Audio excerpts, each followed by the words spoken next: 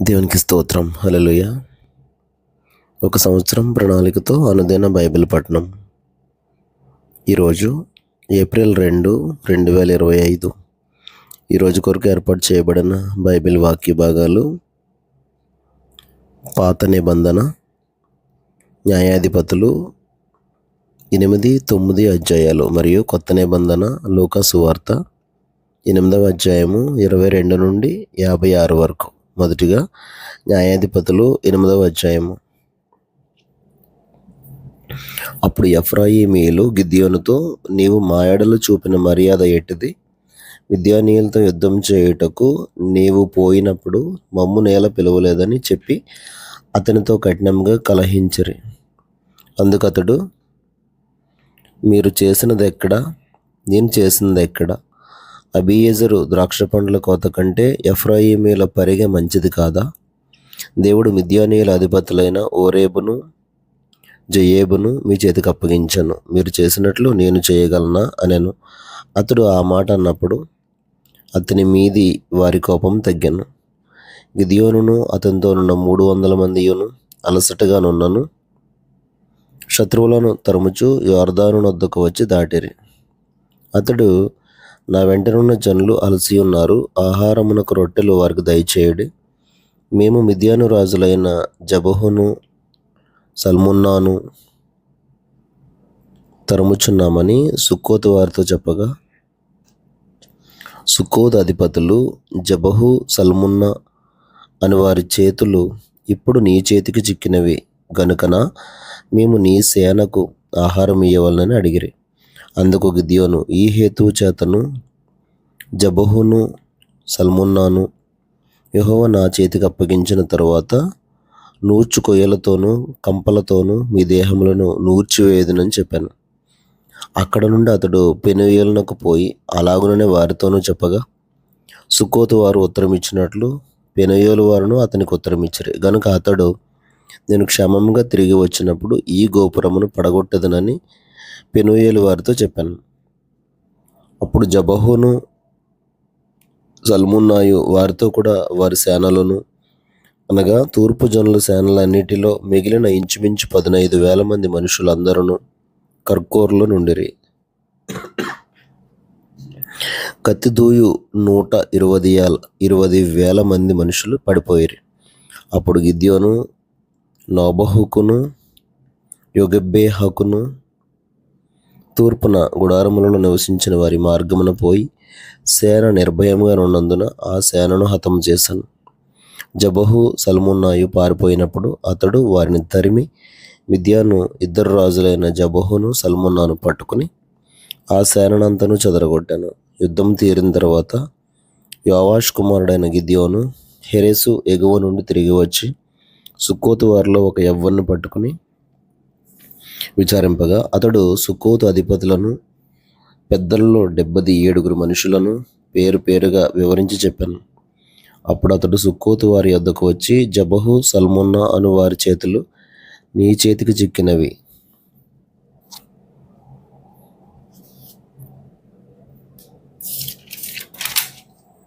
గనుకన అలసి ఉన్న నీ సేనకు మేము ఆహారం ఇయ్యవలెను అని మీరు ఎవరి విషయం నన్ను దూషించుతారో ఆ జబహును సల్మున్నాను చూడుడి అని చెప్పి ఆ ఊరి పెద్దలను పట్టుకుని నూర్చు కొయ్యలను బొమ్మజముడును తీసుకుని వాటి వలన సుక్కోతు వారికి బుద్ధి చెప్పాను. మరియు అతడు పెనూయేలు గోపురమును పడగొట్టి ఆ ఊరి వారిని చంపాను. అతడు, మీరు తాబోర్లో చంపిన మనుషులు ఎట్టివారని జబహును సల్మున్నాను అడగగా, వారు నీ వంటి వారే, వారందరూ రాజకుమారులను పోలియుండిరనగా, అతడు, వారు నా తల్లి కుమారులు, నా సహోదరులు. మీరు వారిని బ్రతుకునిచ్చిన ఎడల యెహోవా జీవము తోడు మిమ్మును చంపకుందునని చెప్పి తన పెద్ద కుమారుడైన యెతెరును చూచి, నీవు లేచి వారిని చంపమని చెప్పాను. అతడు చిన్నవాడు గనుక భయపడి కత్తిని దూయలేదు. అప్పుడు జబహు సల్మున్నాలు, ప్రాయము కొలది నరునికి శక్తి ఉన్నది గనుక నీవు లేచి మా మీద పడమని చెప్పగా, గిద్యోను లేచి జబహును సల్మున్నాను చంపి వారి ఒంటెల మెడల మీదనున్న చంద్రహారములను తీసుకొనాను. అప్పుడు ఇశ్రాయేలీయులు గిద్యోనుతో, నీవు మిద్యానీయుల చేతిలో నుండి మమ్మల్ని రక్షించితివి గనుక నీవును నీ కుమారుడును నీ కుమారుని కుమారుడును మమ్మను ఏలవలనని చెప్పిరి. అందుకు గిద్యోను, నేను మిమ్మును ఏలను, నా కుమారుడును మిమ్మును ఏలరాదు, యెహోవా మిమ్మును ఏలునని చెప్పాను. మరియు గిద్యోను, మీలో ప్రతివాడు తన దోపుడు సొమ్ములోనున్న పోగులను నాకు ఇయ్యవలనని మనవి చేయుచున్నాను అనెను. వారు ఇష్మాయేలీయులు గనుక వారికి పోగులు ఉండెను. అందుకు వారు సంతోషంగా మేము వాటిని ఇచ్చేదమని చెప్పి ఒక బట్టను పరిచి ప్రతివాడును తన దోపుడు సొమ్ములో నుండిన పోగులను దాని మీద వేశాను. మిద్యాను రాజుల ఒంటి మీద నుండి చంద్రహారములు, కర్ణభూషణములు, ధూమ్రవర్ణపు బట్టలు గాకను, ఒంటెల మెడలనున్న గొలుసులు గాకను, అతడు అడిగిన బంగారు పోగుల ఎత్తు 1700 తులముల బంగారం. గిద్యోను దానితో ఒక ఏఫోదును చేయించుకుని తన పట్టణమైన ఒఫ్రాలో దాన్ని ఉంచాను. కావున ఇశ్రాయేలీయులందరూ అక్కడికి పోయి దానిని అనుసరించి వ్యభిచారులైరి. అది గిద్యోనుకును అతని ఇంటి వారికి ఉరిగా నుండెను. మిద్యానీయులు ఇశ్రాయేలీయుల ఎదుట అనపబడి అటు తరువాత తమ తలలను ఎత్తుకొనలేకపోయిరి. గిద్యోను దినములలో దేశము 40 సంవత్సరములు నిమ్మలముగా ఉండెను. తరువాత యోవాష్ కుమారుడైన యెరుబ్బయలు తన ఇంట నివసించుటకు పోయాను. గిద్యోనుకు అనేక భార్యలు ఉన్నందున కడుపున కనిన 70 మంది కుమారులు అతనికి ఉండిరి. షెకెములోనున్న అతని ఉపపత్నియు అతనికి ఒక కుమారుని కనగా గిద్యోను వానికి అబీమెలెకు అని పేరు పెట్టాను. యోవాష్ కుమారుడైన గిద్యోను మహావృద్ధుడై చనిపోయి అబీయెజ్రీయుల ఒఫ్రాలోనున్న తన తండ్రి అయిన యోవాష్ సమాధిలో పాతిపెట్టబడాను. గిద్యోను చనిపోయిన తర్వాత ఇశ్రాయేలీయులు చుట్టూ నుండి తమ శత్రువుల చేతిలో నుండి తమను విడిపించిన తమ దేవుడైన యెహోవాను జ్ఞాపకం చేసుకొనక మరలా బయలులను అనుసరించి వ్యభిచారులై బయల్బెరీతును తమకు దేవతగా చేసుకునిరి. మరియు వారు గిద్యోనును యెరుబ్బయలు ఇశ్రాయేలీయులకు చేసిన ఉపకారమంతయు మరచి అతని ఇంటి వారికి ఉపకారం చేయకపోయిరి. న్యాయాధిపతులు 9వ అధ్యాయము. యెరుబ్బయలు కుమారుడైన అబీమెలెకు షెకెములోనున్న తన తల్లి సహోదరుల యొద్దకు పోయి వారితోనూ తన తల్లి పితరుల కుటుంబీకులందరితోనూ మీరు దయచేసి షెకెము యజమానులందరూ వినున్నట్లు వారితో మాట్లాడి, మీకేది మంచిది? యెరుబ్బయలు యొక్క కుమారులైన 70 మంది మనుషులందరూ మిమ్మల్ని ఏలుట మంచిదా? ఒక్క మనుషుడు మిమ్మల్ని ఏలుట మంచిదా? నేను మీ రక్త సంబంధినని జ్ఞాపకం చేసుకొనుడి అని పలుకుడు అనెను. అతని తల్లి సహోదరులు అతని గూర్చి షెకెము యజమానులు వినున్నట్లు ఆ మాటలన్నీ చెప్పగా వారు ఇత్తడు మన సహోదరుడు అనుకుని తమ హృదయం అబీమెలెకు తట్టు త్రిప్పుకొనిరి. అప్పుడు వారు బయల్బెరీతుగుడిలో నుండి 70 తులముల వెండి తెచ్చి అతనికి ఇయ్యగా వాటితో అబీమెలెకు అల్లరి జనమును కూలికి పెట్టుకొనెను. వారు అతని వశమున నుండిరి. తర్వాత అతడు ఒఫ్రాలోనున్న తన తండ్రి ఇంటికి పోయి యెరుబ్బయలు కుమారులను తన సహోదరులునైన ఆ 70 మంది మనుషులను ఒక్క రాతి మీద చంపాను. యెరుబ్బయలు చిన్న కుమారుడైన యోతాము మాత్రమే దాగియుండి తప్పించుకొనెను. తర్వాత షెకెము యజమానులందరూ మిల్లో ఇంటి వారందరూ కూడి వచ్చి షెకెములో ఉన్న మస్తకి వృక్షము క్రింద దండుపాలెమునొద్ద అబీమెలెకును రాజుగా నియమించిరి. అది యోతామునకు తెలియబడినప్పుడు అతడు పోయి గిరీజీము కొండ కొప్పున నిలిచి ఎలుగెత్తి పిలిచి వారితో ఇట్లా నేను, షెకెము యజమానులారా, మీరు నా మాట వినిన ఎడల దేవుడు మీ మాట వినును. చెట్లు తమ మీద రాజును ఒకనిని అభిషేకించుకొనవలెనని మనస్సు కలిగి బయలుదేరి మమ్మును ఏలుమని ఒలీవ చెట్టును అడగగా, ఒలీవ చెట్టు దేవుని మానవులను దేని వలన నరులు సన్మానించుదురో ఆ నా తైలము నీయక మాని చెట్ల మీద రాజునై ఉండి ఇటు అటు ఊగుటకు నేను వచ్చేదనా అని వాటితో అనెను. అప్పుడు చెట్లు, నీవు వచ్చి మమ్మును ఏలుమని అంజూరపు చెట్టును అడగగా, అంజూరపు చెట్ల మీద రాజునై ఉండి ఇటు అటు ఊగుటకు నా మాధుర్యమును నా మంచి ఫలములను నేను ఇయ్యక మానుదునా అని వాటితో అనెను. అటు తరువాత చెట్లు, నీవు వచ్చి మమ్మును ఏలుమని ద్రాక్షావల్లిని అడగగా, ద్రాక్షావల్లి, దేవుని మానవులను సంతోషపెట్టు నా ద్రాక్షరసమును నేను ఇయ్యక మాని చెట్ల మీద రాజునై ఉండి ఇటు అటు ఊగుటకు నేను వచ్చేదనా అని వాటితో అనెను. అప్పుడు చెట్లన్నీయు, నీవు వచ్చి మమ్మల్ని ఏలుమని ముండ్ల పొద యొద్ద మనవి చేయగా, ముండ్ల పొద, మీరు నిజముగా నన్ను మీ మీద రాజుగా నియమించుకొన గోరిన ఎడల రండి నా నీడను ఆశ్రయించుడి, లేదా అగ్ని నాలో నుండి బయలుదేరి లెబానోను దేవదారు చెట్లను కాల్చివేయనని చెట్లతో చెప్పాను. నా తండ్రి మీ నిమిత్తము తన ప్రాణమును నిర్లక్ష్యపెట్టి యుద్ధము చేసి మిద్యానీయుల చేతిలో నుండి మిమ్మల్ని విడిపించాను. అయితే మీరు నా తండ్రి కుటుంబం మీదకి లేచి ఒక రాతి మీద అతని కుమారులైన 70 మంది మనుషులను చంపి అతని పనికత్తె కుమారుడైన అబీమెలెకు మీ సహోదరుడైనందున షెకెము వారి మీద అతనిని రాజుగా నియమించి ఉన్నారు. యెరుబ్బయలు ఎడలను అతని ఇంటి వారి ఎడలను మీరు ఉపకారం చేయకయు అతడు చేసిన క్రియలకు మీరు ప్రతిక్రియ చేయకయు అబీమెలెకును రాజుగా నియమించుకున్న విషయంలో మీరు న్యాయముగాను యథార్థముగాను ప్రవర్తించిన ఎడల నేడు మీరు యెరుబ్బయలు ఎడలను అతని ఇంటి వారి ఎడలను సత్యముగాను యథార్థముగాను ప్రవర్తించిన ఎడల అబీమెలెకునందు సంతోషించుడి, అతడు మీ యందు సంతోషించునుగాక. లేని ఎడల అబీమెలెకు నుండి అగ్ని బయలుదేరి షెకెము వారిని మిల్లో ఇంటి వారిని కాల్చివేయనుగాక. షెకెము వారిలో నుండి మిల్లో ఇంటి నుండి అగ్ని బయలుదేరి అబీమెలెకును దహించునుగాక అని చెప్పి తన సహోదరుడైన అబీమెలెకునకు భయపడి యోతాము పారిపోయి బెయోరునకు వెళ్ళి అక్కడ నివసించాను. అబీమెలెకు 3 సంవత్సరములు ఇజ్రాయేలీయుల మీద ఏలికై ఉండెను. అప్పుడు యెరుబ్బయలు 70 మంది కుమారులకు చేయబడిన ద్రోహ ఫలము వారిని చంపిన అబీమెలెకును వారి సహోదరుని మీదికిని అతడు తన సహోదరులను చంపునట్లు అతని చేతులను బలపరిచిన షెకెము యజమానుల మీదకి వచ్చినట్లును వారు చేసిన ప్రాణహత్య వారి మీద వచ్చినట్లును దేవుడు అబీమెలెకునకును షెకెము యజమానులకును వైరం కలుగుటకై వారి మీదకి దురాత్మను పంపాను. అప్పుడు షెకెము యజమానులు అబీమెలెకును వంచిరి. ఎట్లనగా షెకెము యజమానులు కొండ శిఖరముల మీద అతని కొరకు మాటుగాండ్ల నుంచి ఆ మార్గమున తమకు సమీపించిన వారినందరినీ దోచుకొనిరి. అది అబీమెలెకునకును తెలుపబడెను. ఎబెదు కుమారుడైన గాలును అతని బంధువులను వచ్చి షెకెమునకు చేరగా షెకెము యజమానులు అతన్ని ఆశ్రయించిరి. వారి పొలంలోనికి పోయి వారి ద్రాక్ష పండ్లను ఏరుకుని వాటిని త్రొక్కి కృతజ్ఞతార్పణము చెల్లించి తమ దేవతల మందిరంలోనికి పోయి అన్నపానములు పుచ్చుకొనుచు అబీమెలెకును దూషింపగా ఎబెదు కుమారుడైన గాలు ఇట్లనెను, అబీమెలెకు ఏపాటివాడు, షెకెము ఏపాటివాడు, మనము అతనికి ఎందుకు దాసులం కావలెను? అతడు యెరుబ్బయలు కుమారుడు కాడా? జెబులు అతని ఉద్యోగి కాడా?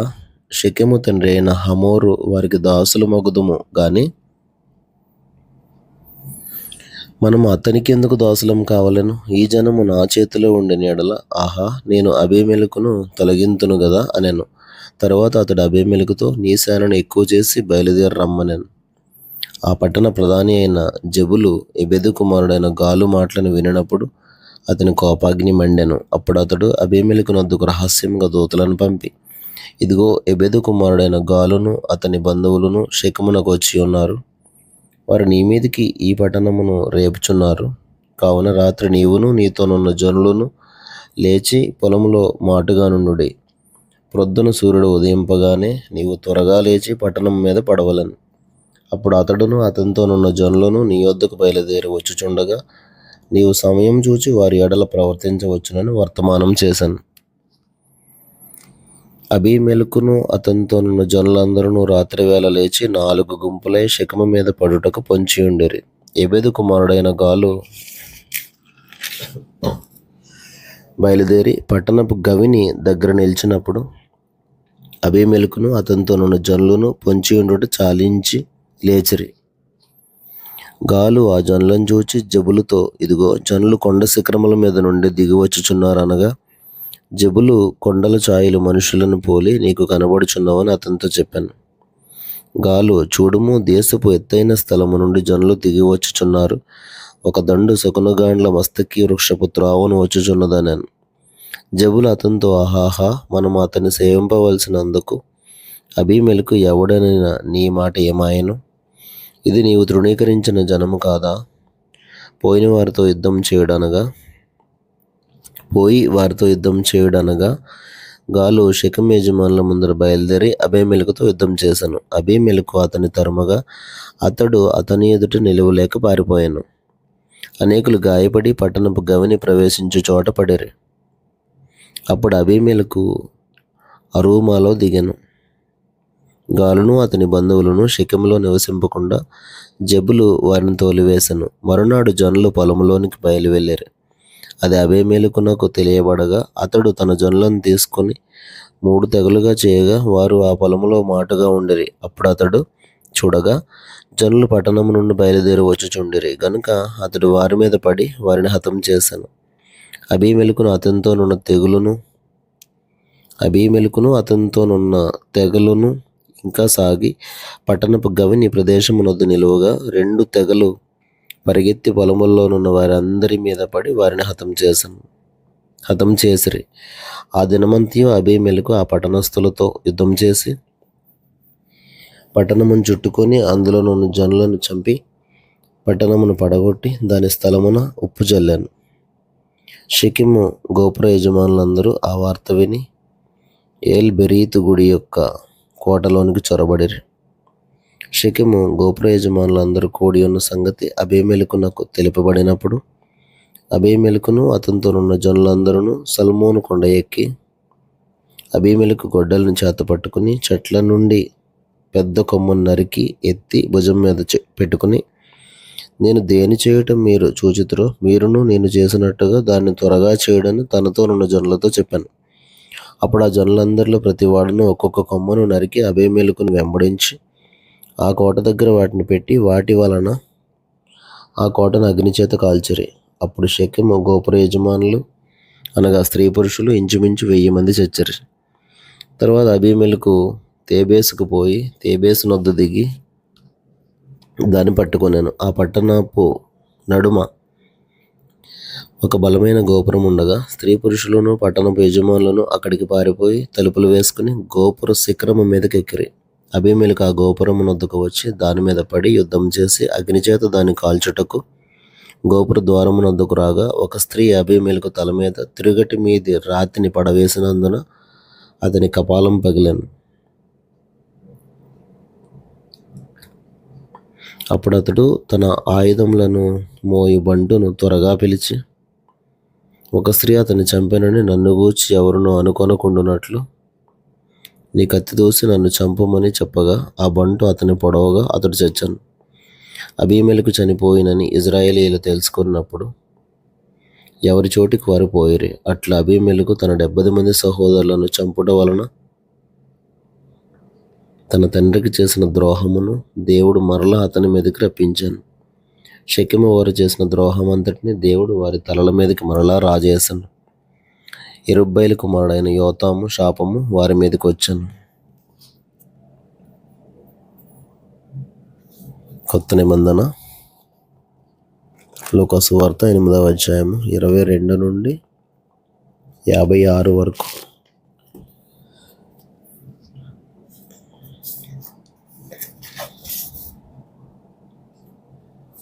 మరి ఒకనాడు ఆయన తన శిష్యులతో కూడా ఒక దోణి ఎక్కి సరస్సు అద్దరికి పోదామని వారితో చెప్పగా వారు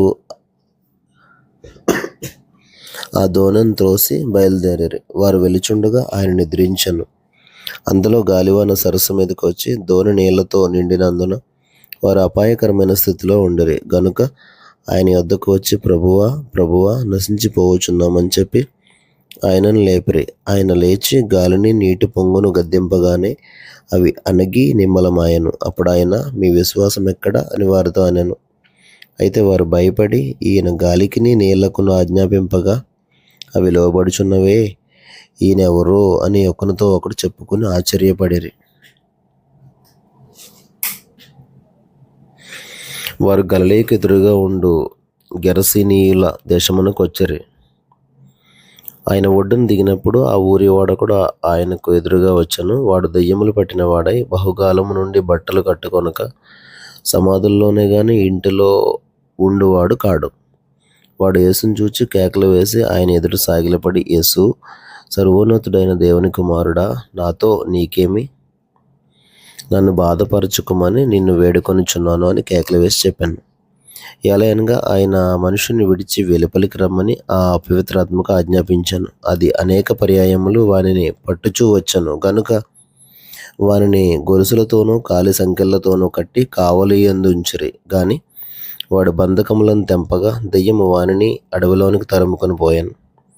యేసు నీ పేరేమని వాడిని అడగగా చాలా దెయ్యములు వానిలో చొచ్చి ఉండెను గనుక వాడు తన పేరు సేన అని చెప్పి పాతాళంలోనికి పోవుటకు తమకు ఆజ్ఞాపింపవద్దని ఆయనను వేడుకొనెను. అక్కడ విస్తారమైన పందుల మంద కొండ మీద మేయిచుండెను గనుక వాటిలో జొచ్చుటకు తమకు సెలవిమ్మని ఆయనను వేడుకొనగా ఆయన సెలవిచ్చాను. అప్పుడు దెయ్యములు ఆ మనిషిని విడిచిపోయి పందుల్లో జొచ్చెను గనుక ఆ మంద ప్రపాతము నుండి సరస్సులోనికి వడిగా పరిగెత్తి ఊపిరి తిరగక చచ్చాను. మేపుచున్న వారు జరిగిందని చూచి పారిపోయి ఆ పట్టణంలోను గ్రామముల్లోనూ ఆ సంగతి తెలియజేసిరి. జనులు జరిగిందని చూడవెళ్ళి యేసునొద్దకు వచ్చి దెయ్యములు వదిలిపోయిన మనుష్యుడు బట్టలు కట్టుకొని స్వస్థచిత్తుడై యేసు పాదముల యొద్ద కూర్చుండుట చూచి భయపడిరి. అది చూచిన వారు దెయ్యములు పట్టిన వాడు ఎలాగూ స్వస్థత పొందనో జనులకు తెలియజేయగా గెరసీనీయుల ప్రాంతముల్లో నుండి జనులందరూ బహు భయాక్రాంతులైరి గనుక తమ్మును విడిచిపొమ్మని ఆయనను వేడుకొనిరి. ఆయన దోణి ఎక్కి తిరిగి వెళ్ళుచుండగా దెయ్యములు వదిలిపోయిన మనుష్యుడు ఆయనతో కూడా తన్ను ఉండనిమ్మని ఆయనను వేడుకొనాను. అయితే ఆయన నీవు నీ ఇంటికి తిరిగి వెళ్ళి దేవుడు నీకెట్టి గొప్ప కార్యములు చేసనో తెలియజేయమని వానితో చెప్పి వానిని పంపివేశాను. వాడు వెళ్ళి యేసు తనకెట్టి గొప్ప కార్యములు చేసనో ఆ పట్టణమందంతటను ప్రకటించాను. జనసమూహం ఆయన కొరకు ఎదురు చూచుచుండెను గనుక యేసు తిరిగి వచ్చినప్పుడు వారు ఆయనను చేర్చుకొనిరి. అంతటా ఇదిగో సమాజ మందిరపు అధికారి అయిన యాయీరు అని ఒకడు వచ్చి యేసు పాదముల మీద పడి ఇంచుమించు 12 ఏండ్ల ఈడుగల తన యొక్కతే కుమార్తె చావ సిద్ధముగా ఉన్నది గనుక తన ఇంటికి రమ్మని ఆయనను బతిమాలుకొనెను. ఆయన వెలుచుండగా జనసమూహములు ఆయన మీద పడుచుండిరి. అప్పుడు 12 ఏండ్ల నుండి రక్తస్రావ రోగము గల ఒక స్త్రీ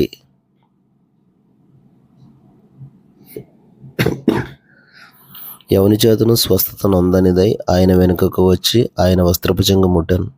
వెంటనే ఆమె రక్తస్రావం నిలిచిపోయాను. నన్ను ముట్టినది ఎవరిని యేసు అడుగుగా అందరూ మేమెరుగమన్నప్పుడు పేతురు ఏలినవాడా, జనసమూహములు క్రిక్కిరిసి నీ మీద పడుచున్నారనగా యేసు ఎవడో నన్ను ముట్టెను, ప్రభావం నాలో నుండి వెడలిపోయినదని నాకు తెలిసినదనెను. తాను మరుగై ఉండలేదని ఆ స్త్రీ చూచి వణుకుచు వచ్చి ఆయన ఎదురు సాగిలపడి తాను ఎందు నిమిత్తము ఆయనను ముట్టెనో వెంటనే తాను ఎలాగూ స్వస్థపడెనో ఆ సంగతి ప్రజలందరి ఎదుట తెలియజెప్పాను. అందుకు ఆయన కుమారి, నీ విశ్వాసం నిన్ను స్వస్థపరిచాను, సమాధానము గల దానవై పొమ్మని ఆమెతో చెప్పాను. ఆయన ఇంకను మాట్లాడుచుండగా సమాజ మందిరపు అధికారి ఇంట నుండి ఒకడు వచ్చి నీ కుమార్తె చనిపోయినది, బోధకుని శ్రమ పెట్టవద్దని అతనితో చెప్పాను. యేసు ఆ మాట విని భయపడవద్దు, నమ్మిక మాత్రం ఉంచము, ఆమె స్వస్థపరచబడునని అతనితో చెప్పి ఇంటికి వచ్చినప్పుడు పేతురు, యోహాను, యాకోబు అను వారిని ఆ చిన్నదాని తల్లిదండ్రులను తప్ప మరెవరిని ఆయన లోపలికి రానియలేదు. అందరూ ఆమె నిమిత్తం ఏడ్చుచు రొమ్ము కొట్టుకొనుచుండగా ఆయన వారితో ఏడవద్దు, ఆమె నిద్రించుచున్నదే గాని చనిపోలేదని చెప్పాను. ఆమె చనిపోయినని వారు ఎరిగి ఆయనను అపహసించిరి. అయితే ఆయన ఆమె చెయ్యి పట్టుకుని చిన్నదానా లెమ్మని చెప్పగా ఆమె ప్రాణం తిరిగి వచ్చాను గనుక వెంటనే ఆమె లేచాను. అప్పుడు ఆయన ఆమెకు భోజనం పెట్టుడని ఆజ్ఞాపించాను. ఆమె తల్లిదండ్రులు విస్మయము నొందిరి. అంతటా ఆయన జరిగినది ఎవనితోనూ చెప్పవద్దని వారికి ఆజ్ఞాపించాను. దేవుడు తన పరిశుద్ధ వాక్యమును మన వినికిడిలో దీవించునుగాక. ఆమెన్.